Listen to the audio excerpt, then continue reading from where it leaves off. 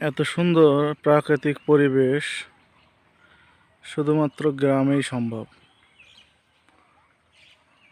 কোলাহলপূর্ণ ঢাকা শহরে এত সুন্দর গ্রামীণ পরিবেশ, এত সুন্দর মনোরম পরিবেশ, সবুজ পরিবেশ কখনোই পাওয়া যাবে না।